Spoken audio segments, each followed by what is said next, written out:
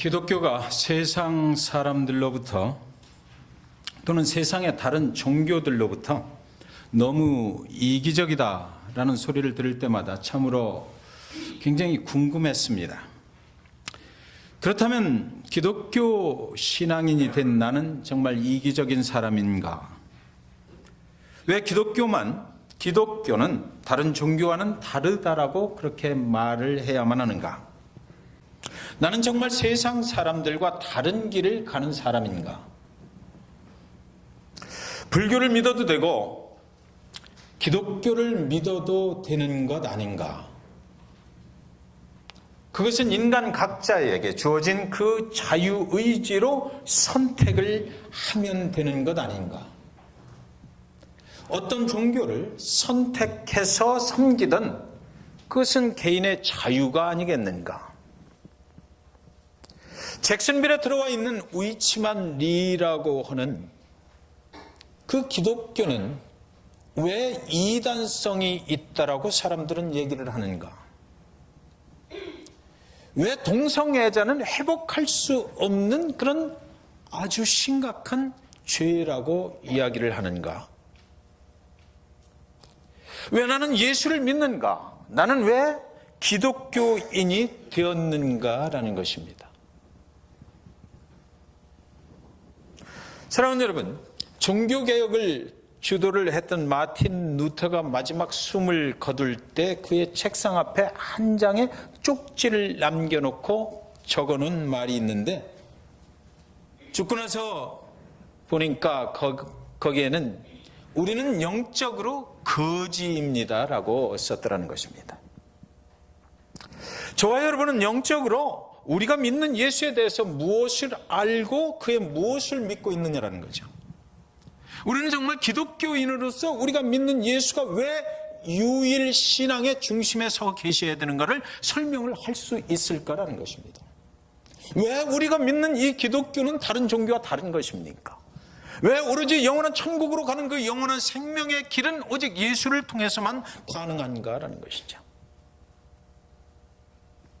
우리는 죽기 전까지 과연 하나님과 내가 믿는 이 예수 그리스도가 어떤 분이신지에 대해서 다 알 수가 있고 설명을 할 수가 있는 것일까? 무조건 믿는 것이 아니죠. 믿음이라고 하는 것은 무조건 믿어서 되는 것은 아니다라는 것입니다. 그냥 남들이 믿으니까 믿어서는 안 되는 것이다라는 거죠. 제대로 알고 믿어야 된다라는 것이에요. 내가 누구를 믿는지 알아야 되잖아요. 무엇을 믿는지 알아야 되잖아요. 내 믿음이 누구를 향해서 가고 있는지를 알아야 되고 내 믿음의 중심에 어떤 목적을 가지고 있는지를 알아야 된다는 것이에요. 여러분의 믿음의 대상은 누구이십니까? 신천지 이만희입니까? 아니면 위치만 리입니까? 아니면 여러분 자신입니까? 아니면 여러분이 섬기는 이 교회입니까? 여러분의 마음속에 있는 거룩한 어떤 알지 못하는 신인 또한 아닙니까? 저와 여러분이 영원히 이 세상의 삶을 마치고 어디론가 돌아갈 때에 저와 여러분은 과연 내가 그동안 믿었던 그 어떤 사람에 의해서 어떤 신에 의해서 어디로 돌아가게 될지를 확실히 알고 계십니까? 여러분의 인생의 끝날이 이 세상에 왔을 때 진정한 저와 여러분의 그 믿음에 의해서 내 장례식이 치루어지고 난 다음에 돌아가는 그 장례식에 참여했던 사람들 입에서 그 사람은 지금 어디로 갔다라고 말을 하게 될까요? 여러분의 인생의 끝은, 진정한 끝은 과연 어디냐 말이죠. 저와 여러분의 인생이 끝나면 과연 우리는 어디로 가게 되는 것인가를 알고 믿어야 제대로 믿는 것 아니겠느냐고요. 교회만 다니면 천국에 가는 것일까요? 저와 여러분이 지금 생각하고 있는 내가 가고 싶은 그곳으로 우리는 정말 갈 수가 있는 것일까요? 최소한 우리가 다른 것은 몰라도 여러분 아무리 이민 생활이 바빠도 그것은 알고 살아야 되지 않겠느냐고요. 어디로 가는지도 모르고 바쁘게만 살면 무엇하겠어요? 많은 사람들이 하나님을 믿는다고 대답합니다. 내가 그냥 하나님을 믿는다고 말하면 믿는 자로 인정받고 그 믿음의 주체가 되는 그분께서 내가 말하지 않아도 알지 못해도 그분께서 나를 그분이 원하시는 곳으로 과연 데려가 주는 것일까요? 그렇게 살다가 죽으면 하나님이 예비하시는 천국으로 정말 우리는 가게 되는 것일까요? 아니면 지옥으로 가게 될까요? 우이치만니 집회소에 다니면 되나요? 정토교를 믿으면 되나요? 신천지를 믿으면 되나요? 몰몬교를 믿으면 됩니까? 사랑과 진리교를 믿으면 됩니까? 여호와의 증인을 믿으면 되는 것입니까? 구원파를 믿으면 되는 것입니까? 천주교를 믿으면 되는 것입니까? 내가 그냥 하나님을 내 아버지라고 믿으면 천국은 자동적으로 가게 되는 것일까요? 불교의 석가모니를 믿으면 천국에 가게 되는 것일까요? 못 가는 것일까요? 이슬람교의 마호멧을 믿으면 천국에 가는 것입니까? 못 가는 것입니까? 왜 오늘도 기독교는 그렇게 유별나게 이기적이다시피 유일하신 예수에 대해서 말하는 것입니까?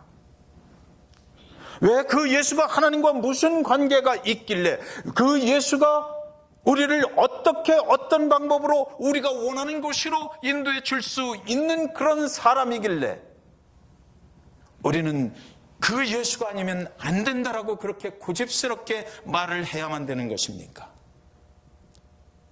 이사야서 59장 16절 말합니다. 사람이 없음을 보시며 중재자가 없음을 이상히 여기셨으므로 자기 팔로 스스로 구원을 베푸시며 자기의 공의를 스스로 의지하사. 하나님은 모든 인류가 하나님께로 돌아오기를 간절히 바라시는 그런 하나님이십니다. 그것이 이 성경 66권 전체를 흐르고 있는 이야기입니다. 잃어버린 한 영혼이 돌아오는 것을 하나님은 가장 값지게 생각을 하시는 하나님이십니다. 그러나 하나님께로 돌아갈 수 있는 길이 막혀버린 그 죄인과 인간 사이를 연결해 줄 사람이 없었다라고 구약성경 이사야서에는 기록이 되어 있습니다. 어떤 사람이 있어야 되는데 하나님과 죄인 사이를 연결해 줄 수 있는 이 세상에 있는 하나님을 거역한 죄인들이 다시 돌아갈 수 없도록 만들어져 버렸던 그 막혀버렸던 담을 헐어줄 수 있는 어떤 사람이 있어야 되는데 하나님 보실 때 그 사람이 없었다라고 하십니다. 그 사람은 모든 인류의 죄값을 치루어 주어야 할 사람이에요. 모든 인류의 죄를 지고 그 죄의 값을 대신 치루어 줄 희생제물이 되어줄 사람을 말하는 것입니다. 그 희생양은 깨끗해야만 합니다. 순결해야만 하고 하나님의 조건에 합당하게 하나님이 보실 때 죄가 없어야만 되는 거예요. 죄 있는 제물은 하나님이 받지 아니하시기 때문입니다. 죄 있는 제물은 희생제물로서의 자격이 없기 때문이에요. 그렇기 때문에 세상에는 하나님과 죄인된 인간 사이를 다시 연결해 줄 희생제물이 있어야만 했던 것이다라고 이사야서 59장 16절은 말하고 있는 것이죠. 흠없는 짐승을 잡아 인간의 죄를 대신 지게 해서 그 희생의 제사를 구약시대 때는 드렸어요. 예배 드릴 때마다 내 대신 나의 죄를 지고 하나님께 용서함을 받으러 이 제물을 죽여서 피를 제단에 뿌리고 내 죄를 대신 거기에 실어 보내는 것입니다. 그러나 그것은 끝이 없었어요. 인간은 또 죄를 짓고 또 그 짓을 해야 되고 인간은 또 죄를 짓고 또 그렇게 해야만 됐습니다. 여러분, 간절히 하나님께서 원하셨던 것은 인간 중에서, 죄 있는 인간 중에서 죄가 없는 자가 나타나서 그 모든 인류의 죄를 지고 대신 희생양이 되어버리면 단 한 번에 모든 인류의 죄를 사할 수 있는 길이 열어질 수 있을 텐데 그 사람이 없다라고 말씀하셨습니다. 죄 없는 인간을 세상에서는 찾을 수가 없었어요. 모든 인간은 죄인이기 때문이에요. 그렇지만 하나님은 그 일을 그렇다고 해서 포기하실 수가 없었다라는 것이에요. 그래서 죄가 없으신 하나님께서 스스로 희생의 제물이 되시기로 결정을 하셨다라고 성경 말씀에 자기의 공의를 스스로 의지하사 자기 팔로 스스로 구원을 베푸시려고 하셨다는 거죠. 그렇게 해서 하나님의 아들 예수님이 이 땅에 오신 것입니다. 하나님이 자기의 아들을 만들어내셨어요. 그리고 하나님이신 그 예수를 이 땅에 보내셨던 것이에요. 그 예수가 이 땅에 와서 AD 33년에 십자가에 처형을 당할 때 그 예수는 그냥 자기가 잘못해서 처형을 당한 것이 아니죠. 죄 없으심에도 불구하고 세상 모든 죄인들이 뒤집어 씌운 그 죄를 한 몸에 다 뒤집어 쓰고 십자가에 달리신 것. 그래서 그의 희생으로 말미암아 모든 인류에게 하나님께로 돌아갈 수 있는 은혜의 길을 마련해 주었다라는 것입니다. 그것이 예수께서 이 땅에 오신 목적이고 그렇게 오신 것이에요. 십자가의 죽음의 길을 향하여 나아가시다가 제자들을 데리고 감람산으로 가셨어요. 그것은 예수님께서 평소에도 기도하러 많이 가시던 장소였어요. 하나님이신 예수께서 하나님을 혼자서 홀로 만나시던 장소였습니다. 이제 자기는 이제 하나님의 뜻을 이루기 위해서 가야 할 길로 가는 중입니다. 십자가를 향해서 가셔야 되는 거예요. 고난의 잔을 마시러 가셔야만 되는 거예요. 인간으로 오셨기 때문에 저와 여러분과 똑같은 고통 속에서 애통해 하실 수밖에 없었던 그 예수께서 감람산에 가서 그날 기도를 하시는데 마태복음 26장 38절 46절에 보면 이렇게 돼 있어요. 38절에 보니까 이에 말씀하시되 내 마음이 매우 고민하여 죽게 되었으니 너희는 여기 머물러 나와 함께 깨어 있으라 하고 예수님의 제 두려움을 그 마태복음에 마태가 기록을 하는 거죠. 그 마음을 기록을 하는 거예요. 예수님은 십자가의 죽음을 앞에 두고 제자들에게 위로받고 싶어 하셨습니다. 그래서 혼자 가시지 아니하시고 제자들을 데리고 가셨어요.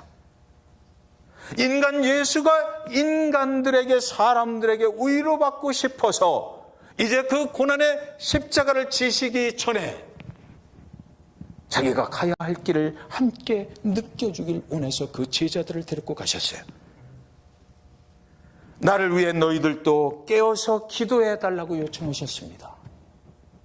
오늘 만약에 저와 여러분이 예배를 드리고 있는 이 성전에 예수 그리스도 십자가를 다시 한번 지시기 위해서 오신다면 그분은 변함없이 오늘도 저와 여러분에게 그렇게 하시지 않을까요? 깨어서 나를 위해서 기도해 줄 수 있겠니? 그분이 가는 길은 인간의 상상을 초월해야만 되는 그런 길이었기 때문이에요. 하나님이 이 땅에 오시지 아니하시고 그냥 하나님 된 그 높은 보좌 위에서 여러 가지 방법으로 하실 수 있었겠지만 하나님이 선택하신 방법은 뭡니까? 우리와 똑같은 죄인의 모습으로 하나님 본인이 스스로 오셔서 희생의 제물이 되기를 원하셨기 때문에 아마 그날 예수님께서 그 제자들을 데리고 감람산에 가셨을 때는 너희는 나를 이해해 주겠지. 너희는 나의 고통도 함께 참여해 주겠지. 라고 그렇게 기대를 하셨지 않았을까요? 39절에 보니까 조금 나아가서 얼굴을 땅에 대시고 엎드려 기도하여 이르시되 내 아버지여 만일 할만하시거든 이 잔을 내게서 지나가게 하옵소서. 그러나 나의 원대로 마시옵고 아버지의 원대로 하옵소서 하시고 하나님께 기도하시기를 하나님 십자가를 지고 대신 죽는 방법 외에 다른 방법은 없습니까? 하나님은 전지전능하신 방법이고 여러 가지 방법을 쓰실 수 있잖아요. 하나님 내가 꼭 죽어야만 되는 것입니까? 내가 이 땅에 와서 인간의 모습으로 살다 보니까 이것은 너무나 크나큰 고통입니다. 내가 꼭 이렇게까지 죽임을 당하여야만 한단 말입니까? 그러나 그것이 하나님의 뜻이라면 내가 순종할게요. 여러분, 사랑하는 여러분, 우리가 기도할 때 하나님 이거 이루어 주십시오. 하나님 이거 이루어 주십시오. 우리 교회가 잘 되게 해주세요. 우리 가정이 편안하게 해주세요. 우리가 새로 시작한 그 사업체가 잘 되게 해주세요. 내 육신의 건강을 지켜주세요. 그리고 우리는 기다리죠. 하나님의 뜻이 나의 원대로 이루어지기를 기다려요. 예수님은 거기서 머물지 아니하시고 한 걸음 더 나가셨어요. 그러나 하나님, 내 뜻대로 마시고 하나님의 뜻이라면 하나님의 뜻을 이루어 주십시오. 그런데 여러분, 하나님은 침묵하셨어요. 성경을 아무리 뒤져봐도 그렇게 기도할 때 하나님께서 뭐라고 말씀하셨다라고 기록이 없어요. 하나님은 그 잔을 피해가게 해주실 수 없나요? 라고 기도하는 사랑하는 독생자 아들의 기도를 무시하신 것일까요? 하나님은 침묵하셨습니다. 하나님은 아무 말도 하지 아니하셨어요.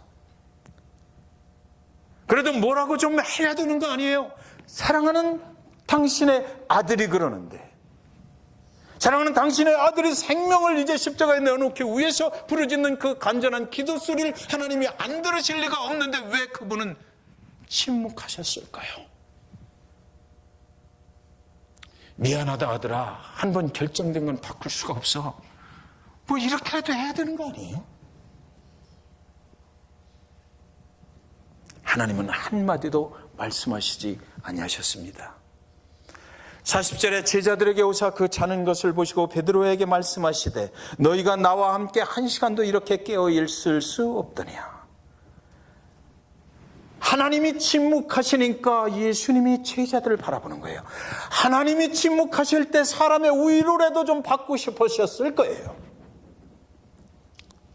그러나 그들조차도 예수님의 위로가 되지 못했습니다.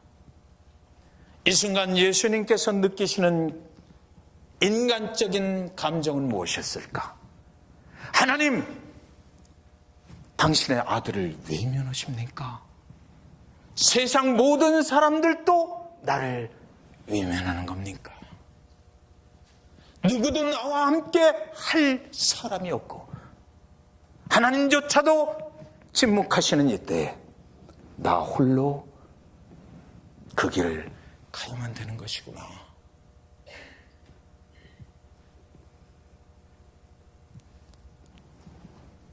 (41절에) 시험에 들지 않게 깨어 기도하라. 마음에는 원이로되 육신이 약하도다 하시고, 그 순간 나 홀로 져야 될 십자가, 내가 피해갈 수 없는 이 고난의 잔이구나 깨닫고 나셔서 오히려 제자들을 위로하셨습니다. 그렇지, 너희가 지금 뭘 알겠니?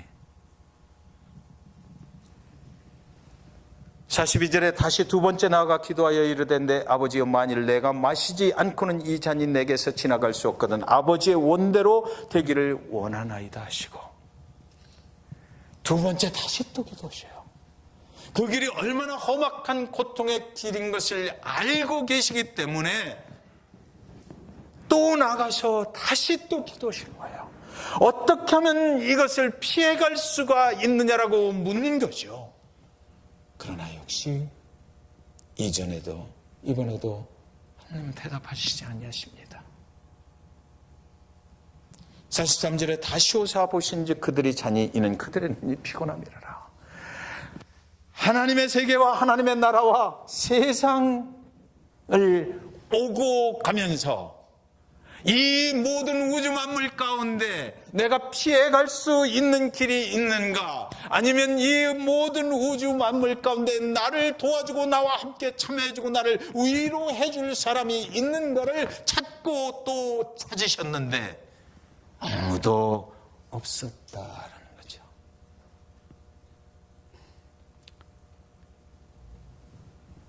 44절에 또 그들을 두시고 나아가 세 번째 같은 말씀으로 기도하시노. 세 번째 또 나가셨어요.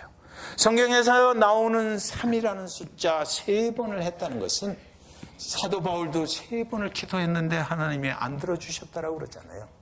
3번이라는 말은 끝까지 해봤다는 얘기예요. 간절하게 해봤다는 얘기예요. 아주 간절하게 그렇게 기도했는데 그러나 역시 하나님은 대답하지 않으셨습니다. 그렇다면 사랑하는 여러분,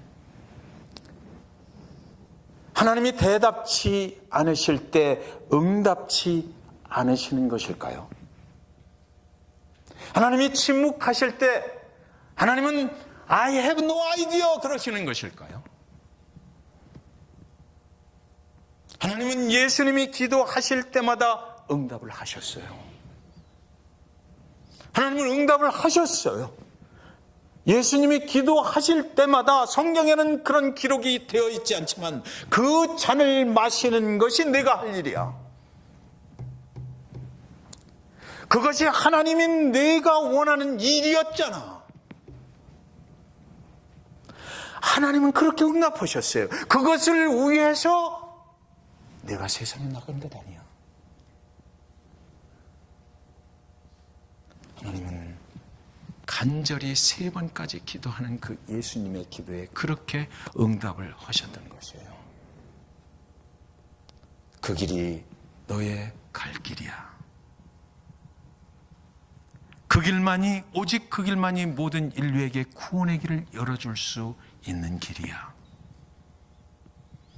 세상 어느 누구도 그 일을 할 수 없고 오직 예수 그리스도, 사랑하는 아들아, 네가 할 수 있는 거야. 45절에 이에 제자들에게 오사 이르시되 이제는 자고 쉬라. 보라, 때가 가까이 왔으니 인자가 죄인의 손에 팔리느니라. 예수님은 다시 제자들에게 오시고 이제 하나님의 뜻을 분명하게 확증받았으니까, 다른 말로 얘기하면 기도의 응답을 받았으니까 더 이상 제자들에게 위로를 받으려 하지 아니하시고 이제 그렇다면 때가 됐구나. 세상도 하나님도 나의 가는 이 길에 도움을 줄 사람도 함께 할 사람도 아무도 없다라는 것을 아시고 이제 가자, 그렇게 하셨던 거예요. 46절에 일어나라, 함께 가자. 보라, 나를 파는 자가 가까이 왔느니라. 그 다음에 나오는 장면들은 뭡니까? 세상에서 가장 가까운 자리에서 예수님이 발을 씻겨주셨던 배반한 유다를 만나게 되는 거죠. 대제사장의 집으로 끌려갈 때에 사랑하는 수제자 베드로가 나는 저 예수를 만난 적이 없다라고 그렇게 부인을 해버리는 그 길로 예수님은 이제 걸어가시기 시작하는 것이에요. 예수는 잔이 지나가기를 아버지 하나님께 기도하고 아버지께서는 말씀하시지 아니하시고 함께하는 사랑하는 제자들에게 위로하고 싶어 제자들에게 갔어요. 그러나 그들은 잠들어 있었습니다. 다시 올라가서 기도하고 아버지의 음성은 들리지를 않고 사랑하는 제자들에게 또 위로받고 싶었고, 그러나 그들은 계속해서 잠들어 있었고 아버지는 사랑하는 아들의 기도 소리를 들으십니다. 그러나 침묵하셨어요. 저와 여러분의 인생에 이런 일이 일어날 때가 있지 않아요? 하나님께서 기가 막힌 놀라운 일로 이 상황을 좀 뒤집어 주셨으면 좋겠어요. 내가 처하고 있는 이 어렵고 힘든 고난의 과정들을 하나님께서 놀라우신 방법으로 기적적으로 좀 뒤집어서 하나님은 살아계시고 하나님은 나와 함께 하시는 것을 보여주셨으면 좋겠어요 라고 그렇게 무릎 꿇고 아무리 기도해도 하나님께서 침묵하실 때가 있지 않습니까?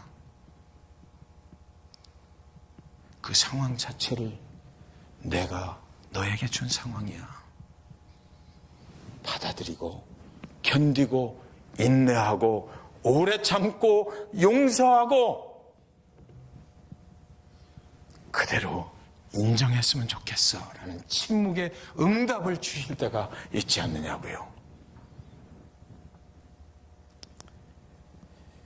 여러분, 그 고난의 잔에는 무엇이 들어있었습니까? 온 인류의 죄가 들어있는 거죠. 죄의 대가는 죽음이에요. 죄의 결과는 죽음이라고 성경에는 분명히 기록되어 있어요. 예수님의 잔에 온 인류의 죽음을 담고 있는 것입니다. 하나님의 침묵의 뜻이 무엇이에요? 아들아, 고난의 잔은 지나갈 것이다. 사랑하는 아들아, 네가 그 잔을 피해갈 수는 없지만, 그러나 아들아, 그 고난의 잔을 네가 마심으로 해서 너는 그 고난의 잔을 지나갈 것이다라는 것입니다. 마셔야 된다는 것이에요. 그 잔을 피해갈 수 없으나 네가 그 고난의 잔을, 모든 인류의 죄가 담겨있는 그 고난의 잔을 네가 마시면, 네가 저 십자가에 죽어주면 그 고난의 잔은 이제 패스, 지나가게 될 것이다라는 거죠. 너는 이제 온 진리의 죄값을 대신해서 네가 십자가에 죽임당하는 희생제물이 될 것이다라는 응답이었던 것이에요. 그러므로 고난의 잔은 예수님께 피할 수 없는 잔이었습니다. 그가 잔을 마셔야만 그에게서 지나가게 되는 거예요. 고난의 잔을 극복하기 원한다면 고난의 대가를 완전히 치루어야만 했던 것입니다. 인류의 죄값을 치루어야만 했던 것이에요. 예수는 그 순간을 위해서 이 땅에 준비된 중재자였기 때문입니다. 하나님과 인간 사이에 에덴의 동산에서 하나님을 거역하고 단절된 관계, 그것을 예수 그리스도가 저 희생의 제물이 되어서 모든 인류가 하나님께로 돌아갈 수 있도록 십자가에 죽어주시는 순간, 하늘의 하나님과 이 땅의 인간이 연결될 수 있는 그 중재자의 역할을 예수 그리스도는 하시기 위해서 이 땅에 오셨던 거예요. 그래서 십자가가 이렇게 되어 있는 거예요. 네.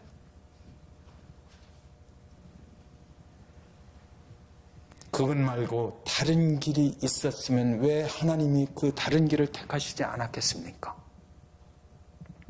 당신의 사랑하는 하나밖에 없는 아들을 십자가에 달아 매는 방법 외에는 다른 어느 길도 인류를 세상의 죄악으로부터 구원하는 길은 없었기 때문에 그날 감람산에서 예수님이 피해갈 수 있다면 피해가게 해주세요라고 그렇게 기도할 때 하나님의 침묵하셨으면 바로 하나님이 죽임당할 아들 예수를 보시며 말할 수 없는 통곡하심으로 그날 펑펑 울고 계셨습니다라는 거죠. 여러분, 그 영화 보셨죠? Passion of the Christ. 예수 그리스도께서 십자가에 달리셔서 모든 물과 피를 다 흘리시고 운명하시는 순간에 하늘에서 그 스크린에 이따만한 뭐가 떨어져요?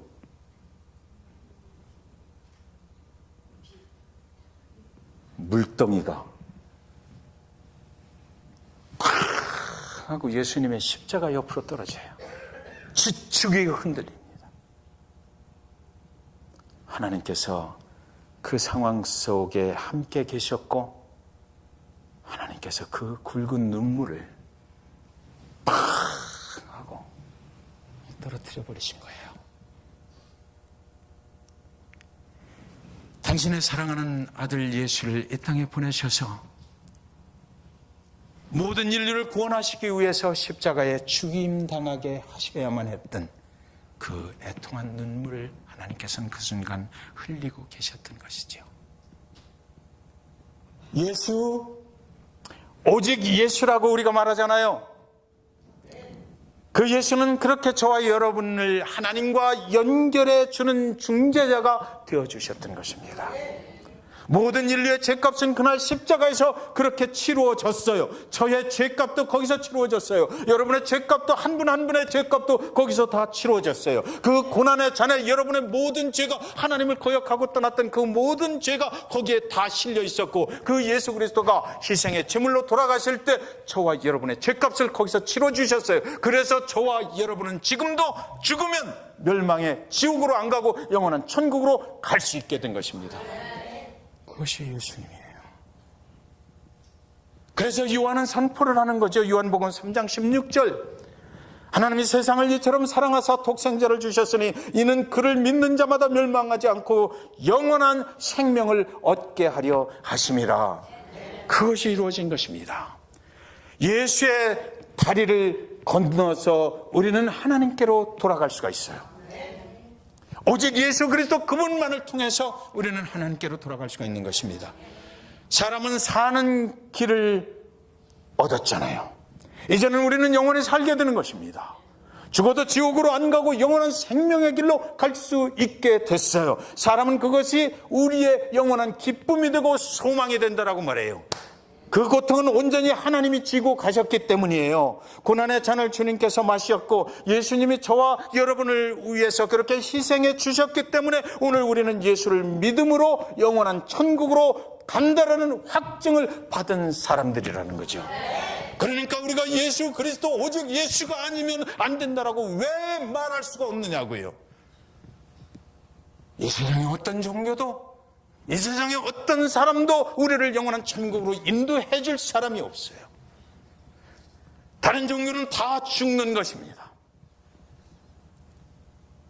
사람은 다 죽어요. 모세도 죽었고 엘리야도 죽었고 죽었다가 다시 살아난 나사로도 죽었어요. 석가모니도 죽었고 마호멧도 죽었습니다. 그러나 예수는 모든 인류의 죄를 대신 지시고 십자가에 죽으셨지만 하나님께서 그를 죽음에서 살려내셨어요. 죽음을 이기시고 살아나신 첫 열매가 되시고 나서 그분이 무엇라고 말씀하십니까? 너희가 나를 믿으면 너희도 부활하게 되리라. 죽지 않는다는 것입니다.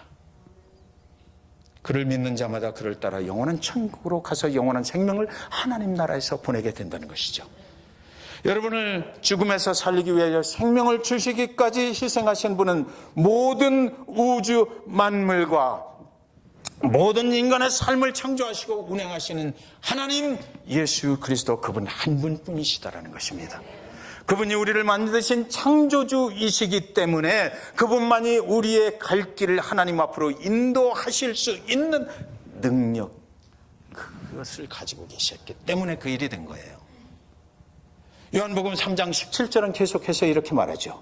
하나님이 그 아들을 세상에 보내신 것은 세상을 심판하려 하심이 아니요 그로 말미암아 세상의 구원을 받게 하려 하심이라. 저와 여러분이 그 예수의 희생을 통해서 영원한 구원에 이르게 됐다는 것입니다. 한 생명을 살려내기 위해서는 그런 희생이 필요하다는 거죠. 그런 희생이 없이는 그 일은 전혀 이루어질 수 없는 것이다. 이 세상에 어떤 다른 종교가 그런 희생을 치르고 여러분을 구원으로 인도한다라고 했습니까? 오직 예수 그리스도, 기독교만이 영원한 구원으로 갈 수 있는 길을 마련해 주신 거예요. 1987년 10월 14일 고작 18개월밖에 안 된 어린 소녀 제시카, 미들랜드 텍사스에 살고 있었거든요. 근데 그 부모님이 일을 나가기 위해서 작은 집에다 갔다가 그 아이를 맡겼어요. 그래서 한참 다른 아이들도 거기 있어서 놀고 있었습니다. 그러다가 뒤뜰에 가서 놀기 시작했어요. 근데 이 제시카가 18개월 된 어린 딸, 이 아이가 그 백야드에서 놀다 보니까 이 정도 되는 이렇게 구멍이 뚫려 있는 파이프가 위로 올라와 있는 거예요. 그래서 거기에 이렇게 돌멩이로 닫혀 있어요. 그래서 어떻게 찍찍 밀어가지고 이 돌멩이를 떨어뜨렸어. 그러고 보니까 이 안이 깊은 6.7m의 우물입니다. 그걸 덮어놓은 거죠. 이 아이가 호기심에 거기로 들어가 버렸어요. 들어가 버렸어요. 18개월 된 어린 제시카. 이제 모든 매스컴이 그를 구출하는데 집중하고, 미 전역에 신문 기자들이 그쪽으로 달려오고, 방송 카메라들이 거기 달려오고, 그를 구출하는 구출 작전이 벌어지는데, 이쪽으로 직접 다른 사람이 들어갈 수가 없잖아요. 이 아이가 여기 들어가 있으니까. 그래서 이 옆에다가 큰 또 우물을 하나 파는 것입니다. 구멍을 파는 거예요. 그리고 이 우물을 6.7m보다 더 깊게 파. 그래가지고 이 속으로 들어가서 이 밑에 6.7m 밑을 뚫어서 이 아이가 있는 곳으로 뚫고 들어가기로 한 거죠. 그래서 그 구출 작전이 장장 58시간 동안, 이틀이 넘는 시간이에요. 그래서 이쪽으로는 산소를 공급을 하고, 이 사람이 들어가서 하다가 안 되면 또 다른 사람이 들어가서 또 하고, 거기 이쪽을 했다고 그래도 이곳에서 그 속에 들어가면 질식해서 나오는 거예요, 사람들이. 그래서 그러기를 반복하고 안에서는 제시카 부르면 하고 우는 소리가 들려요. 그 아이가 끼어 있는 것이 어떻게 끼어 있느냐면, 들어가면서 잘못돼가지고 발이 두 개잖아요, 사람이. 하나는 위로, 하나는 밑으로 이렇게 낀 거예요.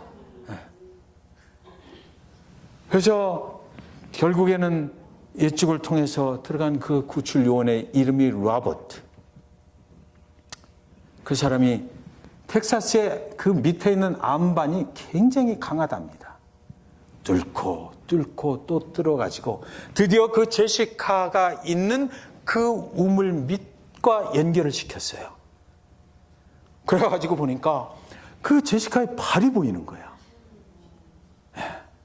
그래서 그 운동화, 그것을 잡고 당기기 시작하는 것입니다. 근데 한참을 당기는데 될 듯 하면서도 이 아이가 빠져나오질 못하는 거예요. 꽉 껴가지고. 그러니까 이 로봇이 소리를 지르는 거에 도저히 안 되겠어. 내가 이렇게 더 잡아내다가는, 잡아 끌다가는 이 아이가 죽어버릴 거야. 다리가 부러져 버릴지도 몰라. 도저히 안 되겠어. 우리가 다른 방법을 써야 되겠어. 그렇게 애를 쓰고 아이는 자지러지게 우는데, 그 위에서 제시카의 엄마가 그 속에다 대고 소리를 칩니다. 로봇, pull hard. 더 힘세게 끌어내. Pull hard, 로봇. To save her, you must break her. 그녀의 생명을 살리기 위해서 어쩌면 다리 하나를 부러뜨릴지도 몰라. 그런데도 로봇, pull hard. 그래서 로봇이 잡아당기는 거예요. 팍 잡아당겨. 자지러지는 울음소리. 그래서 드디어 제시카가 아무 탈 없이 58시간 후에 구출됐다는 것입니다. CNN에서 그것을 생중계를 했던 거예요. 그 방송을, 그 현장을. 여러분, 한 영혼이 구원받기 위해서 희생은 필수입니다. 예수 그리스도가 온 인류의 죄를 대신 지실 수밖에 없었던 것은 하나님의 아들 예수가 죽어야만 됐기 때문이에요. 우리 모든 인류에게 구원의 길로 하나님께로 돌아갈 수 있는 길을 열어줘야만 했던 하나님의 뜻이 자기 아들 예수 그리스도를 그렇게 희생시킬 수밖에 없었던 것이지요. 사랑하는 여러분, 어제나 오늘이나 영원토록 통일하신 하나님을 믿으시기 바랍니다. 예수 그리스도를 믿으십시오. 그리하면 여러분과 여러분의 가정이 모두 구원을 얻게 될 것입니다. 예수가 여러분을 위해서 죽었다라는 그 사실을 분명하게 믿으시기 바랍니다. 그분은 이 땅에 오셔서 수많은 사람들의 환호를 받으면서 예루살렘으로 입성하셨습니다. 그러나 예수는 그들이 기뻐했던 세상의 왕이 되려고 그렇게 하신 것이 아니고 그분은 그의 생명을 주시기 위해서 가셨던 것이에요. 예루살렘에 그날 있었던 수많은 사람들이 오해했어요. 오늘날도 수많은 사람들이 교회를 다니고 하나님을 믿고 예수 앞에 나가는 수많은 사람들이 오해하고 살아가고 있는 사람들이 있을지 모르겠어서 오늘 이 말씀을 함께 나누는 것입니다. 오해하지 마세요. 예수는 저와 여러분을 위해서 그 생명을 주시기 위해서 오셨지, 여러분의 사업이 잘되게 하기 위해서가 아니고 여러분의 건강을 위해서가 아니라는 것입니다. 그분은 그것보다도 더 고귀한 일, 더 가치 있는 일, 정말 우리가 영원까지 하나님의 나라에 들어가서 슬픔함도 없고 애통함도 없는 그곳에서 하나님과 영원한 삶을 살게 하시기 위해서 이 땅에 그렇게 오셨다라는 것을 꼭 믿으시기 바랍니다. 기도하겠습니다.